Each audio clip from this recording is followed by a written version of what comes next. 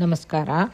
ಇದು ಕೂಡ 1978 ಜನವರಿಯಲ್ಲಿ ವೀರ ಹನುಮಾನ್ ಅಂತ ಒಂದು ಹನುಮಂತನ ಲೀಲೆಗಳ ಬಗ್ಗೆ ಎಲ್ಲ ಸೀರೀಸೇ ಇರ್ತಾಯಿತ್ತು, ಒಂದಾದ್ಮೇಲೆ ಒಂದು. ಅದರಲ್ಲಿ ಒಂದು ಕಥೆನ ನಾನು ಆರಿಸ್ಕೊಂಡಿದ್ದೀನಿ. ರಾಮ ಅಯೋಧ್ಯೆಯಲ್ಲಿ ಅತಿ ವೈಭವದಿಂದ ಪಟ್ಟಾಭಿಷೇಕ ಆಗುತ್ತೆ ರಾಮಂದು. ಆಮೇಲೆ ರಾಜ್ಯಪಾಲನೆ ವಿಷಯ ರಾಮ ನೋಡ್ಕೊಳ್ಳೋಕ್ಕೆ ಶುರು ಮಾಡ್ತಾನೆ.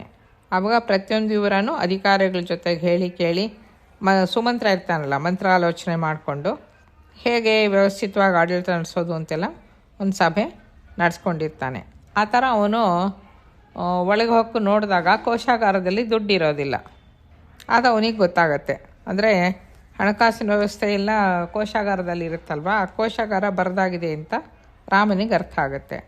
ಆವಾಗ ಅವನು ಮುಖ್ಯಮಂತ್ರಿ ಸುಮಂತನ ಕರೆಸ್ಬಿಟ್ಟು, ರಾಜ್ಯದಲ್ಲಿ ಪ್ರಜೆಗಳಿಗೆ ಉಪಯೋಗವ ಅನೇಕ ಕಾರ್ಯ ಮಾಡಬೇಕಾಗಿದೆ, ಅವೆಲ್ಲ ಸರಿಯಾಗಬೇಕು ಅಂದರೆ ತುಂಬ ದುಡ್ಡು ಬೇಕಾಗುತ್ತೆ, ಧನ ಬೇಕಾಗುತ್ತೆ. ರಾಜಭಂಡಾರದಲ್ಲಿ ಇಲ್ವಲ್ಲ, ಏನಾಯಿತು ದುಡ್ಡೆಲ್ಲ ಅಂತ ಕೇಳ್ತಾನೆ. 14 ವರ್ಷಗಳಿಂದ ಏನು ಸಂಗ್ರಹ ಆಗಿಲ್ವಾ ದುಡ್ಡು, ಏನಾಯಿತು ಅಂತ ಕೇಳ್ತಾನೆ.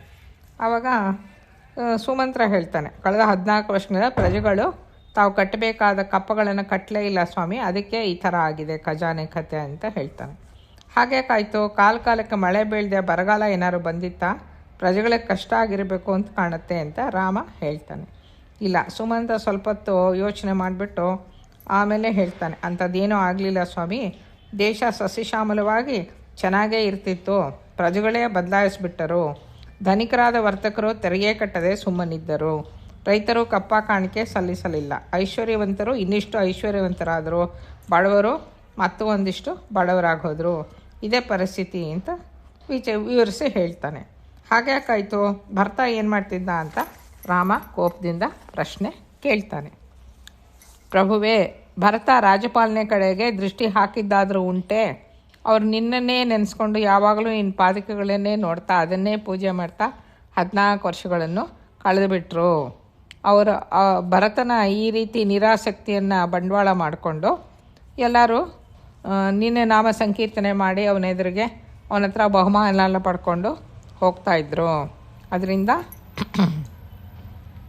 ನೀ ಯಾರಾದರೂ ದೇಶ ಪರಿಪಾಲನೆ ವಿಷಯ ನೆನಪು ಮಾಡಿದ್ರೆ ಭರತಂಗೆ, ತೆರಿಗೆ ಕಟ್ಟದಿರೋ ಪ್ರಜೆಗಳಿಗೆ ನೀವೇನು ಹಾನಿ ಮಾಡಬೇಡಿ, ಎಲ್ಲರೂ ನಮ್ಮ ಅಣ್ಣನಿಗೆ ಪ್ರಿಯವಾದ ಶ್ರೀರಾಮನ ಪೌಡ್ರೇ ಅಲ್ವೇ ಅಂತ ಸಮಾಧಾನ ಹೇಳಿಬಿಡ್ತಾಯಿದ್ರು.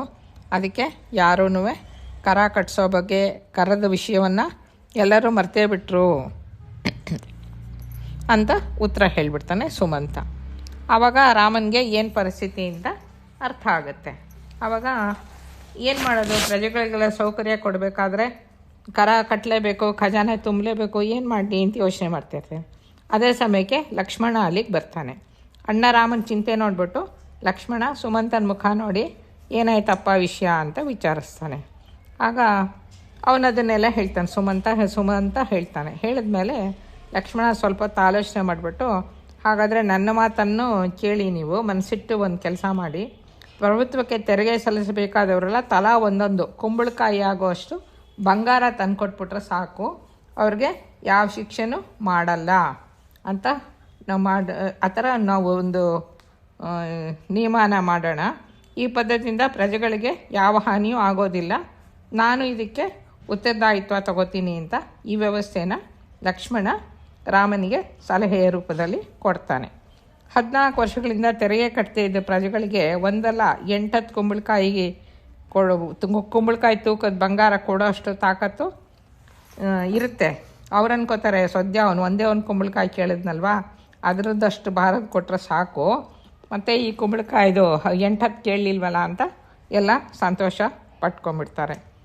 ಆಮೇಲೆ ಲಕ್ಷ್ಮಣನಿಗೆ ಈ ವಿಷಯ ಗೊತ್ತಿರುತ್ತೆ, ಅವರು ಜಾಸ್ತಿ ಶ್ರೀಮಂತರಾಗಿದ್ದಾರೆ, ಅವ್ರಿಗೆ 8-10 ಕುಂಬಳಕಾಯಿ ಕೇಳಿದ್ರು ಕೊಡೋ ಅಷ್ಟು ಧನ ಸಂಗ್ರಹ ಅವ್ರ ಹತ್ರ ಇದೆ ಅಂತ. ಆದರೆ ಪ್ರಜೆಗಳ ಮನಸ್ಸನ್ನು ನೋವಾದರೆ ರಾಮ ಮಾತ್ರ ಸುಮ್ಮನೆ ಬಿಡ್ತಾನ, ಅವನು ಸುಮ್ಮನಿರಲ್ವಲ್ಲ. ಅದಕ್ಕೆ ಅವನೂ ಹನುಮಂತನೂ ಲಕ್ಷ್ಮಣ ಇಬ್ಬರು ಸೂಕ್ಷ್ಮ ರೂಪದಿಂದ ಜನರ ನಡುವೆ ಸುತ್ತಾಡಿ, ಹನುಮಂತ ಸೂಕ್ಷ್ಮ ರೂಪದಿಂದ ಹೋಗಿ ಜನರ ನಡುವೆ ಸುತ್ತಾಡಿ ಅವ್ರು ಏನೇನು ಮಾತಾಡ್ಕೋತಾರೆ ಅಂತ ಕೇಳಿಸ್ಕೊಂಬರ್ತಾನೆ. ಯಾರಿಗಾರು ತೊಂದರೆ ಆಗುತ್ತಾ, ಏನಾಗುತ್ತೆ ಅಂತ ವಿಚಾರಿಸೋಕ್ಕೆ ಹೋಗಿರ್ತಾನೆ. ಕುಂಬಳಕಾಯಷ್ಟು ಬಂಗಾರ ಕೊಡೋಕ್ಕೆ ಯಾರಿಗೂ ಕಷ್ಟ ಅಂತಲೇ ಕಾಣಲ್ಲ, ಇಷ್ಟೇನಾ ರಾಮ ಪರಮಸಾಧು ಅಂತ ಕಾಣುತ್ತೆ ಅಂತ ಜನ ಎಲ್ಲ ಮಾತಾಡ್ಕೋತಾ ಇರ್ತಾರೆ. ಇಷ್ಟು ವರ್ಷದ ತೆರಿಗೆಗೆ ಎಷ್ಟೋ ಕೇಳಬೇಕಿತ್ತು, ಎಷ್ಟು ಕೇಳಿದ್ರು ಕೊಡಬೇಕಿತ್ತು. ಆದರೆ ಕೆಲವರಿಗೆ ಒಂದೇ ಕುಂಬಳಕಾಯಿ ಅಷ್ಟು ಬಂಗಾರ ಅಂತ ಕೇಳಿ ಪರಮ ಸಂತೋಷ ಆಗಿದೆ ಅಂತ ವರದಿ ತೊಗೊಂಬಂದು ಲಕ್ಷ್ಮಣನಿಗೆ ಹೇಳ್ತಾನೆ. ಆಮೇಲೆ ಲಕ್ಷ್ಮಣನಿಗೆ ಒಂದು ಸಂದೇಹ ಬರುತ್ತೆ. ಪ್ರಜೆಗಳಲ್ಲಿ ಕೆಲವರಾದರೂ ಬಡವರು ಇರದೇ ಇರ್ತಾರಾ? ಎಲ್ಲರೂ ಕುಂಬಳಕಾಯಿ ಬಂಗಾರ ಕೊಡಿ ಅಂದರೆ ಹೇಗಾಗತ್ತೆ? ಅಂಥವ್ರಿಗೆ ಅನ್ಯಾಯ ಆಗಬಾರ್ದು ಅಂತ ಒಂದು ಆಲೋಚನೆ ಬರುತ್ತೆ. ಕುಂಬಳಕಾಯಿಗಿಂತ ಕಡಿಮೆ ಶಕ್ತಿಯವರಾದರೂ ಇದ್ದರೆ ಅವ್ರಿಗೆ ನೊಂದ್ಕೋಬಾರ್ದು ಅವರು ಅಂತ ಯೋಚನೆ ಮಾಡ್ತಾನೆ. ಈ ಸಮಸ್ಯೆಗೆ ಏನು ಪರಿಹಾರ ಅಂದ್ಕೊಂಡು ಲಕ್ಷ್ಮಣ ಸ್ವಲ್ಪ ಹೊತ್ತು ಯೋಚನೆ ಮಾಡ್ತಾನೆ. ಏನೋ ಒಂದು ಉಪಾಯ ಹೊಳೆಯುತ್ತೆ ಅವನಿಗೆ. ಕೂಡಲೇ ಅವನು ಹನುಮಂತನ ಕರ್ಕೊಂಡು ಧರ್ಮದೇವತೆ ಆಲಯಕ್ಕೆ ಹೋಗ್ತಾನೆ. ಆಲಯದಲ್ಲಿ ಸ್ವಲ್ಪ ಹೊತ್ತು ಇಬ್ಬರು ಕೂತಿರ್ತಾರೆ ಪೂಜೆ ಮಾಡಿಕೊಂಡು. ಆವಾಗ ಲಕ್ಷ್ಮಣ ಅತಿ ಸೂಕ್ಷ್ಮ ರೂಪದಿಂದ ಹನುಮಂತ ಇಬ್ಬರು ಮೆತ್ತಗೆ ಮಾತಾಡ್ಕೋತಾ ಆಚೆಗೆ ಬರ್ತಾರೆ. ಸೂರ್ಯಮಳಿಗೆ ಅಷ್ಟೊತ್ತಿಗೆ ಕತ್ಲೆನೇ ಹೋಗಿರುತ್ತೆ. ಮರುದಿನ ಬೆಳಗಾಗುವಾಗ ರಾಜಭವನದ ಪ್ರಾಂಗಣದಲ್ಲಿ ದೊಡ್ಡದೊಂದು ತಕ್ಕಡಿ ಇಟ್ಟಿರ್ತಾರೆ. ಅದಕ್ಕೆ ಒಂದು ತಟ್ಟೆಯಲ್ಲಿ ಒಂದು ಕುಂಬಳಕಾಯಿನ ಇಟ್ಟಿರ್ತಾರೆ. ಪ್ರಜೆಗಳು ಬಂಗಾರ ಮೂಟಿಯಾಗಿ ಕಟ್ಕೊಂಬಂದು ಆ ಪ್ರದೇಶಕ್ಕೆ ಬಂದು ತೊಗೊಂಬಂದು ತೆರಿಗೆ ಕಟ್ಟೋಕ್ಕೆ ರೆಡಿ ಮಾಡ್ಕೊಂಡಿರ್ತಾರೆ. ಒಬ್ಬ ಅವರಲ್ಲಿ ಮುಂದಾಗಿ ಹೋಗ್ಬಿಟ್ಟು ತಾನು ತಂದ ಬಂಗಾರವನ್ನು ಎರಡನೇ ತಟ್ಟೆಗೆ ಸುರಿತಾನೆ. ಕುಂಬಳಕಾಯಿ ಇರೋ ತಟ್ಟೆ ಮೇಲೆ ಹೇಳೋದೇ ಇಲ್ಲ. ಆಗ ಅವನಿಗೆ ಆಶ್ಚರ್ಯ ಆಗೋಗುತ್ತೆ. ತಲೆ ತುರಿಸ್ಕೊಂಡು ತಿರ್ಗಾ ಮನೆಗೆ ಓಡೋಗಿ ಇನ್ನೂ ಒಂದು ಸ್ವಲ್ಪ ಬಂಗಾರ ತೊಗೊಂಬಂದು ಮೂಟೆ ಜೊತೆಗೆ ಇಡ್ತಾನೆ. ಅಷ್ಟೊತ್ತಿಗೆ ಅದು ಸರಿ ಹೋಗುತ್ತೆ. ಇದನ್ನು ನೋಡ್ಬಿಟ್ಟು ಜನ ಎಲ್ಲ ಓಡೋಗಿ ಇನ್ನೂ ಸ್ವಲ್ಪ ಜಾಸ್ತಿ ಚಿನ್ನ ತೊಗೊಂಬಂದು ತೆರಿಗೆ ಕಟ್ಟೋದಕ್ಕೆ ಸಿದ್ಧತೆ ಮಾಡ್ಕೊಂಡಿರ್ತಾರೆ. ಪ್ರಜೆಗಳಲ್ಲಿ ಒಬ್ಬ ಭಯಪಡ್ತಾ ಅವನ ಹತ್ರ ಸ್ವಲ್ಪನೇ ಚಿನ್ನ ಇರುತ್ತೆ. ಅದನ್ನು ಭಯ ಪಟ್ಕೊಂಡು ತಂದು ತಟ್ಟೆ ಇರುತ್ತಲ್ಲ ಅದಕ್ಕೆ ಹಾಕ್ತಾನೆ. ಅಷ್ಟೊಂದು ಸ್ವಲ್ಪ ಬಂಗಾರ ಹಾಕಿದ್ರೂ ಕೂಡ ತಕ್ಕಡಿ ಎದ್ದು ಮುಳ್ಳು ನೆಟ್ಟಿಗೆ ಮಧ್ಯದಲ್ಲಿ ನಿಂತ್ಕೊಂಡ್ಬಿಡುತ್ತೆ. ಸರಿ ತೂಕ ಆಗೋಗುತ್ತೆ. ಅದನ್ನು ನೋಡಿ ಪ್ರಜೆಗಳಿಗೆ ವಿಚಿತ್ರ ಅನಿಸುತ್ತೆ.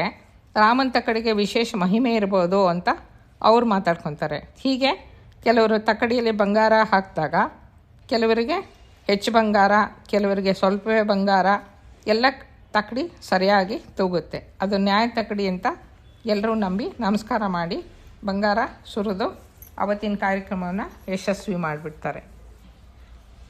ಈ ತಕ್ಕಡಿ ಭಾರ ತೂಗುತ್ತದೆ ಅಂತ ಎಲ್ರಿಗೂ ಮೆಚ್ಚಿಯಾಗುತ್ತೆ ಹೊರತು ಯಾರೂ ಮನಸ್ಸಲ್ಲಿ ಬೇರೆ ವಿಧವಾಗಿ ಯೋಚನೆ ಏನು ಮಾಡಲ್ಲ ಪ್ರಜೆಗಳು. ಈ ವಿಧವಾಗಿ ತಕ್ಕಡಿ ತೂಗೋದು ನೋಡಿಬಿಟ್ಟು ರಾಮನಿಗೆ ಆಶ್ಚರ್ಯ ಆಗುತ್ತೆ. ಅವನು ಲಕ್ಷ್ಮಣನ ಮಂತ್ರಿ ಸುಮಂತನ ಇಬ್ಬರನ್ನೂ ಕರೆದುಬಿಟ್ಟು ರಹಸ್ಯ ಮಂದಿರಕ್ಕೆ ಕರ್ಕೊಳ್ತಾನೆ.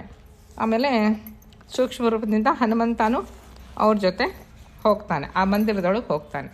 ರಾಮ ಲಕ್ಷ್ಮಣನ ನೋಡ್ಬಿಟ್ಟು, ಇದೇನು ಆಶ್ಚರ್ಯ ಲಕ್ಷ್ಮಣ, ಕುಂಬಳಕಾಯಿ ಭಾರ ಎಷ್ಟಿದ್ದೀತೋ ಅದು ಮನೆಗಟ್ಟಲೆ ಬಂಗಾರ ಸಂಸವಾಗಿ ತೂಗುತ್ತಲ್ಲ, ಅಷ್ಟೇ ಅಲ್ಲ ಬಗೆ ಬಗೆ ಭಾರವನ್ನು ತೋರಿಸಿದೆ. ನೀವೆಲ್ಲರೂ ಕೂಡಿ ನನ್ನನ್ನು ತೃಪ್ತಿಪಡಿಸಲು ಪ್ರಜೆಗಳಿಗೆ ಮೋಸ ಮಾಡಿದ್ದೀರಾ ಹೇಗೆ ಅಂತ ವಿಚಾರಣೆ ತಗೊತಾನೆ. ಲಕ್ಷ್ಮಣ ಕೈ ಕಟ್ಕೊಂಡು ನಿಂತಿರ್ತಾನೆ. ಇದರ ಯಾವ ಮೋಸನೂ ಇಲ್ಲ, ಎಲ್ಲವೂ ಧರ್ಮದೇವತೆ ಅನುಸಾರವಾಗಿಯೇ ನಡೆದಿದೆ. ಇದರಲ್ಲಿ ನಮ್ಮ ಹನುಮಂತನು ಸ್ವಲ್ಪ ಶ್ರಮಪಟ್ಟಿದ್ದಾನೆ. ತಕ್ಕಡಿ ನಡುವಿಗೆ ದಂಡವನ್ನು ಹಿಡಿದುಕೊಂಡು ಹನುಮಂತ ಸೂಕ್ಷ್ಮ ರೂಪದಿಂದ ನಿಂತಿರ್ತಾ ಇದ್ದ. ಧರ್ಮದೇವತೆ ಅವನಿಗೆ ಮಾತ್ರ ಕಾಣಿಸುವ ಹಾಗೆ ನಿಂತ್ಕೊಂಡು ಯಾರಿಗೆ ಎಷ್ಟು ಬಂಗಾರ ಸರಿತೂಕ ತೋರಿಸಬೇಕು ಎಂಬುದನ್ನು ಕೈಸನ್ನೆಯಲ್ಲಿ ಹೇಳ್ತಾ ಇದ್ಲು. ಅವಳ ಸೂಚನೆಗೆ ತಕ್ಕ ಹಾಗೆ ಹನುಮಂತ ತಕ್ಕಡಿಯನ್ನು ಪಾದದಿಂದ ಒತ್ತಿ ಹಿಡ್ಕೊಳ್ತಾ ಇದ್ದ. ಧರ್ಮದೇವತೆ ನಿರ್ದೇಶನ ಹನುಮಂತನಿಗೆ ಮಾತ್ರವೇ ಗೊತ್ತಾಗ್ತಾ ಇತ್ತು. ನಾನು ಹನುಮಂತನು ಧರ್ಮದೇವತೆ ಆಲಯಕ್ಕೆ ಹೋಗಿ ಆಕೆ ಸಹಾಯವನ್ನು ಬೇಡಿಕೊಂಡು ಬಂದಿದ್ವಿ. ಪ್ರಜೆಗಳಲ್ಲಿ ಧರ್ಮ ತಪ್ಪದೆ ತೆರಿಗೆ ಕಟ್ಟುವವರು ಕೆಲವೇ ಮಂದಿ ಇರುತ್ತಾರೆ, ತೆರಿಗೆ ಒಪ್ಪಿಸುವವರು ಹೆಚ್ಚು ಮಂದಿ ಇದ್ದಾರೆ. ಈಗ ನ್ಯಾಯಸಮ್ಮತವಾಗಿ ಬರಬೇಕಾದ ತೆರಿಗೆಲ್ಲವೂ ಬಂದುಬಿಟ್ಟಿತು. ಇದೆಲ್ಲ ನ್ಯಾಯವಾಗಿ ಯಾರ ಮನಸ್ಸಿಗೂ ನೋವಾಗದೆ ಧರ್ಮಸಮ್ಮತವಾಗಿ ಬಂದಿದೆ. ಅದಕ್ಕಾಗಿ ನಾನು ಹನುಮಂತನು ಬಹಳ ಶ್ರಮ ಪಟ್ಟಿದ್ದೀವಿ ಅಂತ ಹೇಳ್ತಾನೆ. ಹೌದೌದು, ಲಕ್ಷ್ಮಣನ ಮಾತು ನಿಜ ಅಂತ ಧರ್ಮದೇವತೆಯ ಅಶರೀರವಾಣಿ ಕೂಡ ರಾಮನಿಗೆ ಕೇಳಿಸುತ್ತೆ. ಆ ಕೂಡಲೇ ಹನುಮಂತ ಸೂಕ್ಷ್ಮ ರೂಪ ಬಿಟ್ಟು ನಿಜರೂಪ ಧರಿಸಿ ರಾಮನಿಗೆ ನಮಸ್ಕಾರ ಮಾಡ್ತಾನೆ. ರಾಮ ಹನುಮಂತನನ್ನು ಬಾಯಿ ತುಂಬ ಹೊಗಳಿ ಪ್ರಶಂಸೆ ಮಾಡ್ತಾನೆ. ನಮಸ್ಕಾರ.